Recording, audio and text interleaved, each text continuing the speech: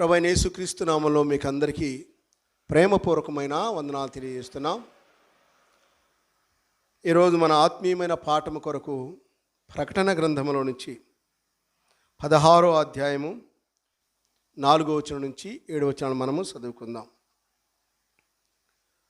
3వ దూత తన పాత్రను నదులలోను జలధారలలోను కుమ్మరింపగా అవి రక్తమాయను. అప్పుడు వర్తమాన భూత కాలాలలో ఉండు పవిత్రుడా, పరిశుద్ధుల రక్తమును ప్రవక్తల రక్తమును వారు కార్చినందుకు తీర్పు తీర్చి వారికి రక్తము త్రాగించితివి. దీనికి వారు పాత్రులే. నీవు ఇలాగు తీర్పు తీర్చితివి గనుక నీవు న్యాయవంతుడువని జనముల దేవత చెప్పగా వింటిని.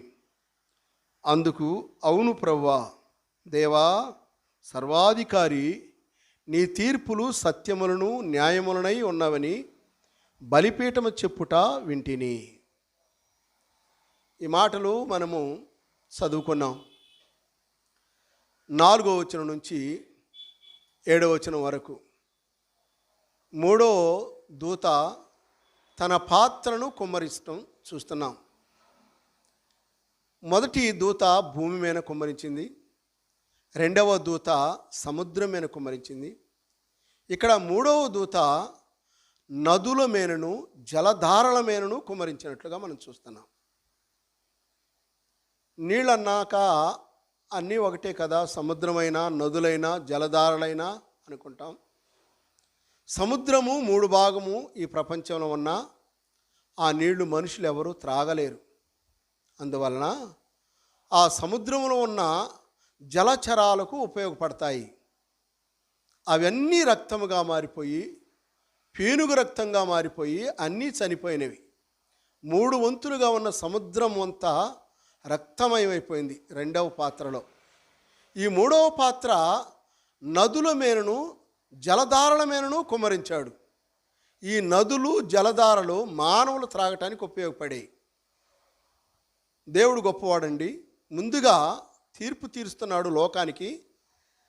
ఒకవేళ ముందే జలధారల మీద నదుల మీద పోసినట్లయితే కొన్ని డెవలప్ అయిన కంట్రీలు, అమెరికా లాంటి దేశాలు సముద్రంలో ఉప్పు నీళ్ళను కూడా ఫిల్టర్ చేసుకొని మంచినీళ్ళుగా తయారు చేసుకొని త్రాగుతున్నారు. అందుకని ఆ ఛాన్స్ లేకుండా ముందుగానే సముద్రం అంతా పీనుగ రక్తంగా మార్చాడు. ఇక మిగిలింది నదులు జలధారలు మాత్రమే. వాటి మీద తన పాత్రను కుమ్మరించగా అవి రక్తమాయని మనం చూస్తున్నామండి. ఇక ఛాన్స్ లేదు. దాహం అయితే తప్పకుండా రక్తం త్రాగాల్సిందే. ఇక ఎటు నుంచి నీళ్లు లేవు. ఆ నీళ్లు రక్తముగా మారిపోయినవి. మానవులు త్రాగటానికి వీలు లేకుండా ఉన్నాయి. ఆ నీళ్లను దేవుడు వారికి త్రాగించినప్పుడు అక్కడ రాయబడి ఉన్న మాటల్లో మనం చూసినప్పుడు ఒక దేవదూత మాట్లాడుతుంది. దాని గురించి ఆశ్చర్యంగా ఉన్నది. నేను కూడా బైబిల్లో ధ్యానం చేశాను. జనముల దేవత అని రాయబడి ఉంది. దేవునికి స్తోత్రాలు చెబుతుంది. నీ తీర్పులు గొప్పవి, నీవు గొప్పవాడివి. ప్రవక్తల రక్తము పరిశుద్ధుల రక్తము వారు చిందించినందున వారికి రక్తము త్రాగించితివి. నీ తీర్పులు గొప్పవి అని ప్రభువుని పొగుడుతుంది జలముల దేవత అంటే. యెషయా గ్రంథంలో నుంచి 43వ అధ్యాయము 20వ వచనము. నేను ఏర్పరచుకొనిన ప్రజలు త్రాగుటకు అరణ్యములో నీళ్లు పుట్టించుచున్నాను, ఎడారిలో నదులు కలుగుజేయుచున్నాను అన్నాడు. దేవుడు ఏర్పరచుకున్న ప్రజలు త్రాగటానికి అరణ్యములో నీళ్లు పుట్టించాడు. ఆయన జలధారలను పుట్టించాడు, నదులను పుట్టించాడు. యోబు గ్రంథము 28వ అధ్యాయం 11వ వచనంలో నీళ్లు ఓడిగిలిపోకుండా వారు జలధారలకు గట్టు కట్టుదురు అని రాయబడి ఉంది. అంటే నీళ్లు కిందకి జారిపోకుండా, కిందకి ఇంకిపోకుండా, అంటే ఓట నీళ్లు ఇక క్రిందికి వెళ్ళిపోకుండా స్టాక్ ఉండేటట్టుగా యోబు భక్తుడు చెప్పాడు. జలధారలకు గట్టు కడతానంటే ఈనాడు మనం చూస్తున్నాము, ఆ డ్యాములు, ప్రాజెక్టులు కట్టి ఆ వచ్చే నీళ్ళని స్టాక్ చేసి ఎత్తైన స్థలాలకు పంపిస్తారు. ఇదివరకు వెళ్ళని స్థలానికి కూడా పంపిస్తారు. నీళ్లను స్టాక్ చేయటం వలన, నిల్వ చేయటం వలన, డ్యాములు ఏర్పాటు చేయటం వలన ఎంతో దూరానికి పంపిస్తారు. వాటిని జలధారలు అంటారు. దేవుడు నదుల మీదను జలధారల మీదను పాత్రను కుమ్మరించాడని రాయబడి ఉంది. ఈ జలధారలు ఎత్తైన స్థలాలలో నుంచి దిగువకు రావటానికి, అవసరమైతే కొండల మీద కూడా పంపించడానికి ఆ నీళ్లు అట్లా ఆనకట్టలు కట్టినట్లుగా మనము బైబిల్ గ్రంథంలో మనం చూస్తున్నామండి. కీర్తనల గ్రంథము 104వ కీర్తన 13వ వచనంలో ఒక మాట చూద్దాం, చూడండి. తన గదులలో నుండి ఆయన కొండలకు జలధారలనిచ్చును, నీ క్రియల ఫలము చేత భూమి తృప్తి పొందుతున్నది అని రాయబడి ఉంది. దేవా, నీవు చేసే ఆ పనులు చాలా గొప్పవి. భూమి కళకళలాడుతూ గొప్ప పంటిస్తూ తృప్తి పొందుతుందంటే నీవు చేసిన పనే. నీ గదులలో నీళ్లు ఉంచావు, వాటిని కొండల మీదకి రప్పించావు. ఈ పని నువ్వు చేసావు కాబట్టి భూమి కళకళలాడుతుంది అంటున్నాడు. గదులలో నీళ్లు ఉండటం ఏంటండి? అయ్యే డ్యాములు అనుకుంటాం మనం. ఒకవేళ చెప్పాడు కదా, ఆ యొక్క యోబు చెప్పాడు కదా, గదులు నీళ్లు కానకట్టలు కట్టం అనేది. అలాగే కాకుండా ఇంకా కొన్ని మాటలు కూడా పరిశుద్ధ గ్రంథంలో మనకి కనబడతాయి. ఆదికాండం 1వ అధ్యాయం 7వ వచనం ఏం రాయబడిందంటే, దేవుడు ఆయన పై జలాలను క్రింది జలాలను వేరు చేయగా అని రాయబడి ఉంది. పైన కూడా కొన్ని జలాలు ఉన్నాయంట. దేవుడు ఆకాశంలో నీళ్లను దాచాడు ఆయన. మనం భూమి మీద సముద్రాల్లో నీళ్లు ఉన్నాయి కదా, అలాంటి నీళ్లునే ఆకాశంలో కూడా నీళ్లను దాచిపెట్టాడు ఆయన. ఆయన పై జలాలను కింది జలాలను వేరు చేయగా అని ఆయన ధనాగారంలో నుంచి గాలిని రప్పిస్తాడు. ఆయన గదులలో నుంచి నీళ్లను రప్పిస్తాడు. ఆయన ఆహారపు కొట్లు ఆకాశంలో ఉన్నవి. ఇజ్రాయేలు అరణ్యంలో నీవు చూస్తున్నప్పుడు ఆకాశము తెరిచి మన్నాను కురిపించాడు. ఆయన ధనాగారంలో నుంచి గాలిని రప్పిస్తున్నాడు, నీళ్లను రప్పిస్తాడు, ఆహారాన్ని కూడా రప్పిస్తాడు ఆయన. అందుకనే ఆకాశంలో స్టాక్ చేసాడు నీళ్ళని ఆయన. పై జలాలను కింద జలాలను వేరు చేయగానే ఆదికాండం 1:7లో మనం చూస్తాం. సామెతల గ్రంథము 8వ అధ్యాయము 28వ వచనంలో ఒక మాట చూద్దాం, చూడండి. ఆయన పైన ఆకాశమును స్థిరపరిచినప్పుడు, జలధారలను ఆయన బిగించినప్పుడు అని రాయబడింది. జలధారలను ఆయన బిగించాడు, పై జలాలను స్థిరపరిచాడు, బిగించాడని రాయబడి ఉందండి. ఈ మాటలో మనం గమనించినప్పుడు ఆయన ఆనకట్టలు కట్టడానికి దేవుడు అవకాశం ఇచ్చినట్లుగా యోబు గ్రంథంలో రాయించాడు. అందుకనే జలధారలు అని రాయబడి ఉంది. జలాలు దారలుగా డ్యామును విడుదల చేయగానే వాటరు ఎంతగానో వస్తాయి. వాటిని జలధారలు అన్నాడు. నదుల మీద ఇవన్నీ మానవులు త్రాగటానికి ఉపయోగపడే నీళ్లు, జీవరాశులు భూమి మీద, వాటిని కూడా రక్తంగా మార్చి తీర్పు తీర్చాడండి. అసలు నిజంగా ఆ పాత్రలో ఏమున్నాయో కానీ మనం చదువుకున్నాం, పాత్ర అంటే మనమేనని. ఆ తర్వాత పాత్రలో పరిశుద్ధుల ప్రార్థనలు ఉన్నాయని, బలిపీఠం మీద నిప్పులు ఉన్నాయని, దేవుని ప్రచండమైన ఉగ్రత కోపం కూడా ఆ పాత్రలో ఉన్నదని చెబుతున్నాం. ఇప్పుడు అటువంటి పాత్రలను దేవదూతలు అదిగో భూమి మీద, సముద్రములోను, జలధారల మీద కుమ్మరిస్తుంటే జరుగుతున్న సన్నివేశాలు మనము వింటున్నాం. అసలు నిజంగా పరిశుద్ధుల ప్రార్థనలు ఏమి చేస్తాయంటే 2వ రాజుల గ్రంథము 2వ అధ్యాయము 20-21 వచనాల్లో ఏం రాయబడిందంటే, అతడు క్రొత్త పాత్రలో ఉప్పు వేసి నా యొద్దకు తీసుకుని రండని వారితో చెప్పాను. వారు దాన్ని తీసుకుని రాగా అతడు ఆ నీటి ఊట యొద్దకు పోయి అందులో ఉప్పు వేసి, యెహోవా సెలవిచ్చినదేమనగా, ఈ నీటిని నేను బాగు చేసి ఉన్నాను గనుక ఇక దీని వలన మరణము కలగకపోవును, భూమియు నిస్సారముగా ఉండదనెను. అవునండి, పూర్వకాలంలో ఎలీషా భక్తుడు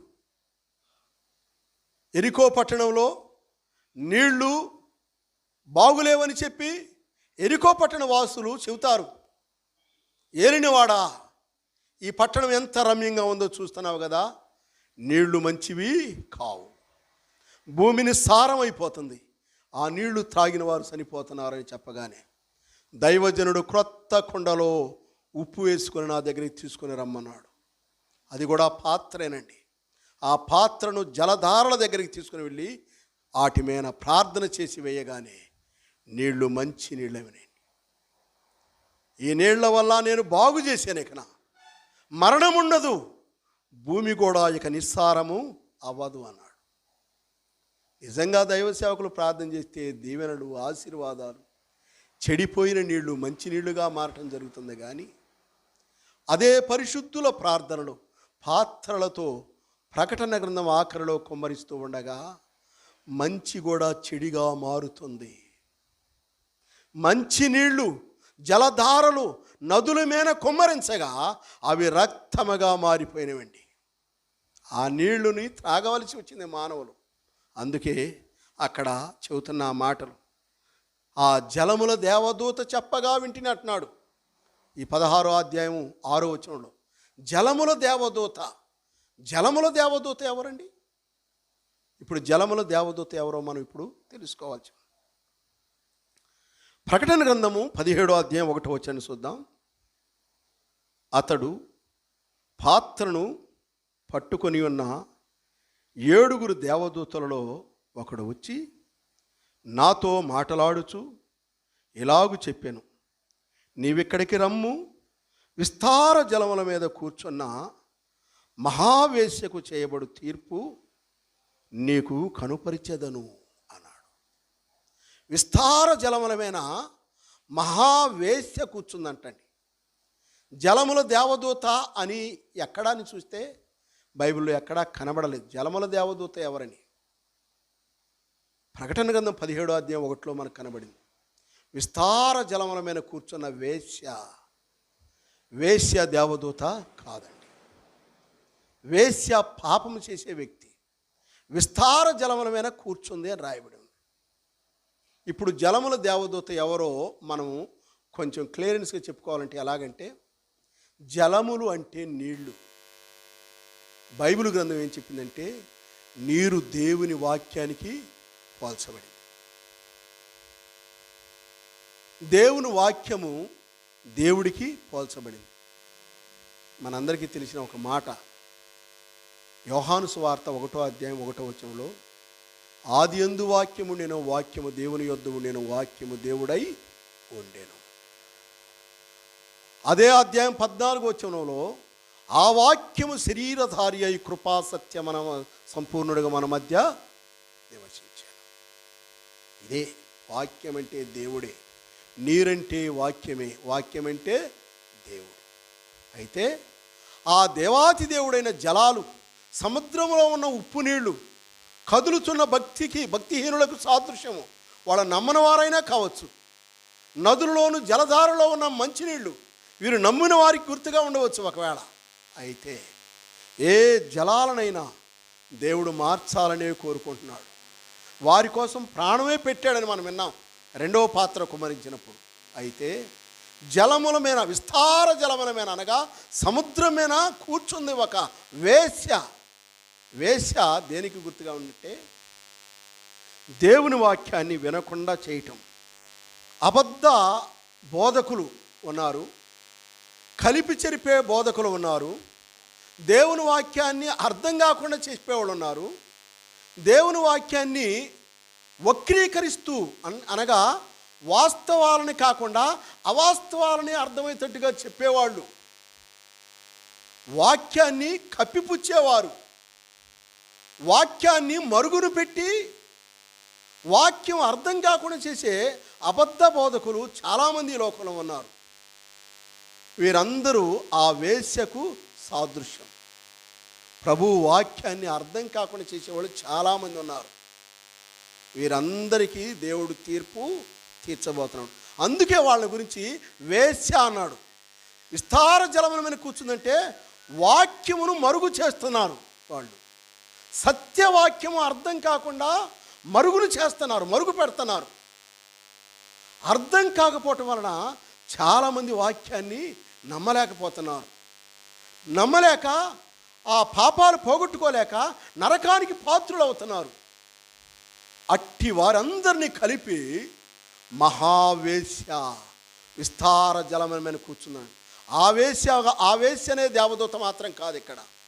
ఇక్కడ దేవదూత, జలముల దేవదూత అంటే దేవాతి దేవుడే, జలముల వాక్యమే.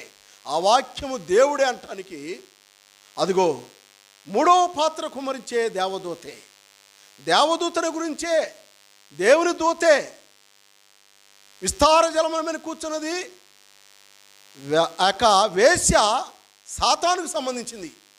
అది మాత్రం కాదు, మనకు 6వ వచనం 16వ అధ్యాయం 6వ వచనంలో దేవుని పొగుడుతూ ఉన్నది, కొనియాడుతూ ఉంది, ఆయన తీర్పులను మెచ్చుకుంటూ ఉంది. ఆ దేవదూత, నీ తీర్పులు సత్యమైనవి, నీ న్యాయములు యథార్థమైనవి, నీవు పరిశుద్ధుల రక్తాన్ని, పవిత్రుల రక్తాన్ని, ప్రవక్తల రక్తాన్ని చిందించారు కాబట్టి వారికి రక్తాన్ని త్రాగిచ్చావు. నీ తీర్పులు న్యాయమని జలముల దేవదూత చెప్పగా వింటినని 16వ వచనంలో చెప్పాడు. అంటే ఇది మన ప్రభువైన యేసుక్రీస్తు వారికి సాదృశ్యంగా ఆ దేవదూతే చెబుతున్నాడు. ఇప్పుడు ఆ దేవదూత దేవుని మాటలు చెబుతున్నాడని చెప్పడానికి కారణం కూడా 17వ వచనంలో ఒక మాట ఏమంటాడంటే, అవును ప్రభువా, దేవా సర్వాధికారి, నీ సత్యమును న్యాయమని అంటున్నాడంటే జలముల దేవదూత చెప్పగా విని బలిపీఠం మాట్లాడుతుందంట. బలిపీఠం ఏమంటుందంటే, అవును ప్రభువా, దేవా సర్వాధికారి అంటుంది బలిపీఠం. అంటే దాని అర్థం ఏంటి? జలముల దేవదూత దేవుడే, పాత్రలు కుమ్మరించేవారే అని అర్థం. కాబట్టి సపోర్ట్ చేస్తుంది బలిపీఠం.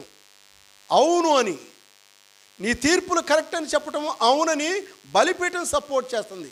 బలిపీఠం ఎలా మాట్లాడుతుందండి? బలిపీఠానికి నోరుందా? అవునండి. నోరు లేని దానికి నోరు ఇస్తాడు దేవుడు. గాడిదకు నోరిచ్చిన దేవుడు కదా, మనకు తెలుసు.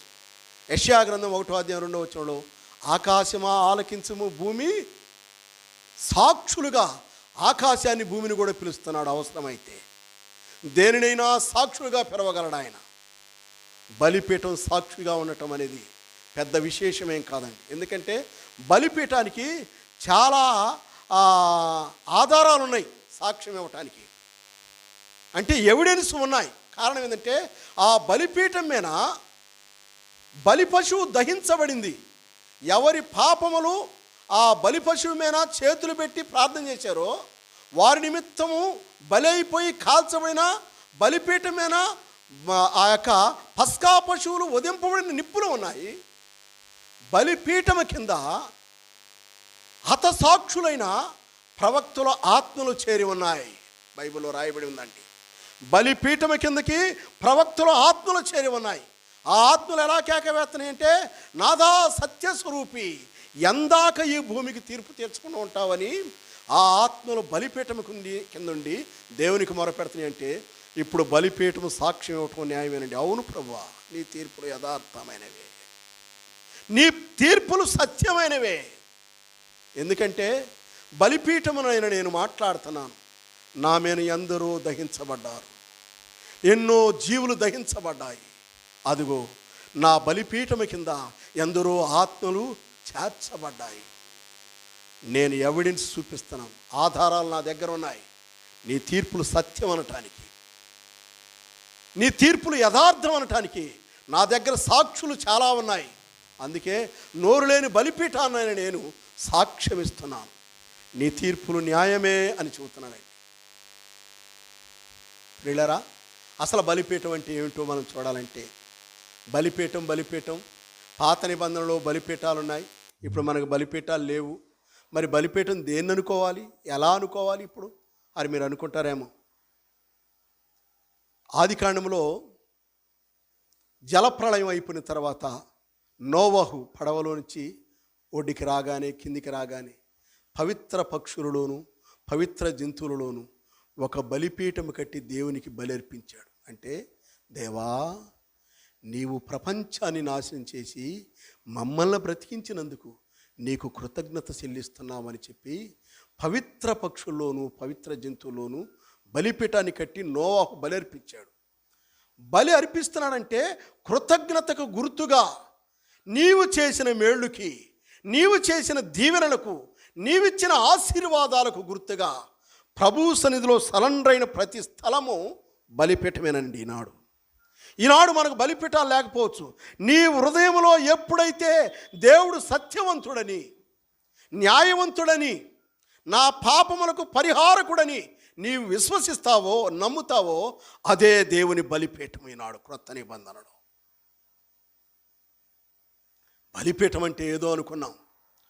4 భాగాలుగా చేయబడి మోషే అహరోనుల ద్వారా దేవుడు పరలోకంలో నమూనాను చేయించిన కేవలం ఆ బలిపీఠమే కాదు, ఇప్పుడు లేదు ఆ బలిపీఠం. మరి మన మధ్య నీ హృదయమే. నీ హృదయము ఎక్కడ ఇరిగిందో, ఎక్కడ నలిగిందో, ఎక్కడ దేవుని సత్యాలను ఒప్పుకుందో, అక్కడ నువ్వు బలి అర్పించడానికి ఇష్టపడ్డావు, దేవునికి కృతజ్ఞతాస్తుతులు చెల్లించడానికి ఇష్టపడ్డావు, అది బలిపీఠమైంది. ఆ బలిపీఠం సాక్ష్యం ఇస్తుందండి, నీ తీర్పులు న్యాయమైనవని, నీవు న్యాయముగా తీర్పు తీరుస్తున్నావని ఆయన సెలవిస్తున్నట్లుగా మనము గమనిస్తున్నామండి. ప్రకటన గ్రంథము 19వ అధ్యాయము 2వ వచనం, ఆయన తీర్పులు సత్యములను న్యాయములనై ఉన్నవి. తన వ్యభిచారముతో భూలోకమును చెరిపిన గొప్ప వేశ్యకు ఆయన తీర్పు తీర్చి తన దాసుల రక్తమును బట్టి దానికి ప్రతిదండన చేశాను. మరి రెండవసారి వారు ప్రభువును స్తుతించుడి అనే మాట మనం చూస్తున్నాం.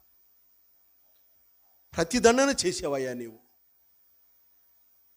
తన వ్యభిచార మద్యముతో మత్తుతో భూలోకమును నాశనం చేసిన ఆ మహావేశ్యకు తీర్పు తీర్చావు. నీ తీర్పులు సత్యమైనవి, నీ తీర్పులు న్యాయమైనవి అని బలిపీఠం సాక్ష్యం ఇవ్వటం, ఇవన్నీ మనము గమనిస్తున్నాం. ఈ మాటలని మనం చూస్తూ ఉండగా బలిపీఠానికి ఇచ్చిన ఆ గొప్ప భాగ్యము ఎంత గొప్పదో. నీ హృదయము నా హృదయం కూడా సాక్ష్యం ఇస్తుందా ప్రభువు కొరకు? దేవుడు అన్నాడు, ఆకాశం సాక్ష్యం ఇస్తుంది నా కోసం, భూమిని సాక్షిగా పిలుస్తానంటున్నాడు. భూమికి నోరు లేదండి, ఆకాశానికి నోరు లేదు. ప్రభువు చెప్పాడు, అవసరమైతే భూమి ఆకాశము మీరు నా దగ్గరికి రండి, ఈ ప్రపంచంలో మానవులు ఏ తప్పులు చేశారో చెప్పండి అంటే ఈ భూమి ఆకాశం ఆయన దగ్గరికి పరిగెత్తుకుంటూ పోయి చేతులు కట్టుకొని ప్రభువా వీళ్ళు ఇలాగ చేశారని సాక్ష్యం చెప్పింది. అందుకనే చెప్పాడు, రికార్డ్ చేయమని చెప్పాడు భూమికి ఆకాశానికి. ఆకాశమా ఆలకించు, భూమి సెవియగు, రికార్డ్ చేయండి మొత్తం అన్నాడు. ఆ రికార్డులో ఒకరోజు బద్దలు కొట్టబోతుంది భూమి ఆకాశం. భూమి ఆకాశంలో సాక్షులుగా పెట్టుకుంటే ఆయన బలిపీఠం సాక్ష్యం ఇవ్వటం ఏమిటండి? అలాగైతే నోరు లేని ఇలాంటి అని సాక్ష్యం ఇస్తుండగా నోరున్న నీవు నేను ప్రభు కోసం సాక్ష్యం ఇస్తావా?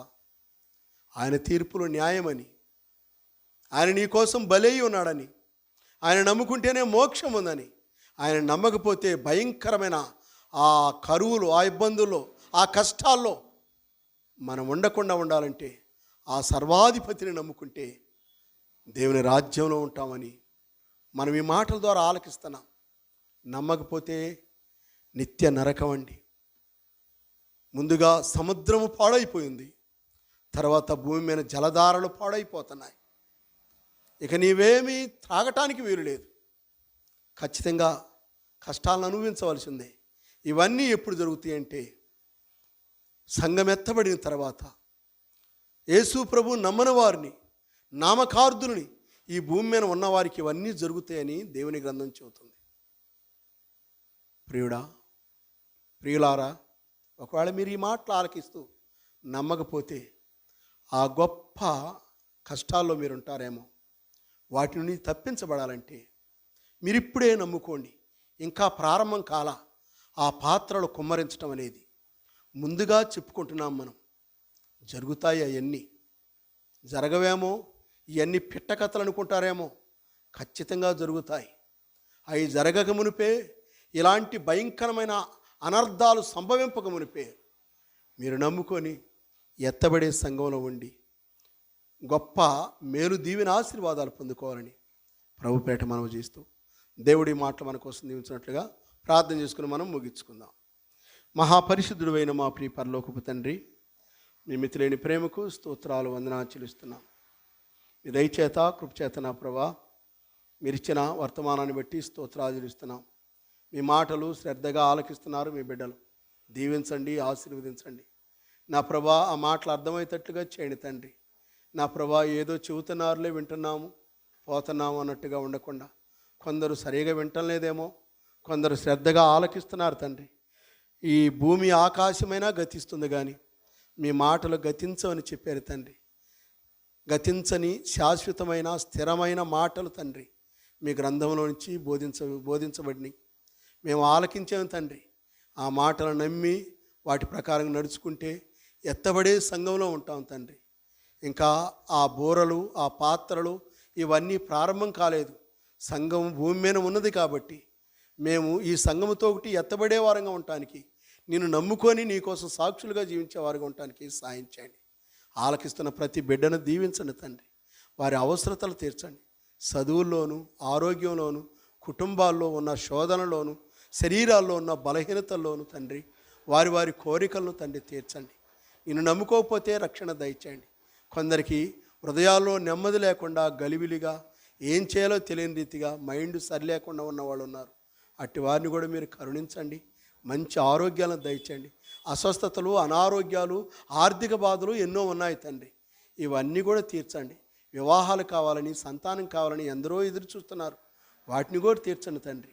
నా ప్రభా ఇవన్నీ మీరే తీరుస్తారని, మీ వలనే జరుగుతాయని మేమేం నమ్మకం పెట్టుకొని నా ప్రభా మీ దగ్గర కూర్చున్నారు మీ బిడ్డలు. వారి అక్కర్లు తీర్చమని మీ బలమైన హస్తాలకు అప్పగించుకుంటూ మా ప్రభువైన యేసుక్రీస్తు నామంలో ప్రార్థన చేసి అడిగి వేడుకుంటున్నాం తండ్రి. ఆమేన్. అందరికీ ప్రేమవందనాలు తెలియజేస్తున్నాం.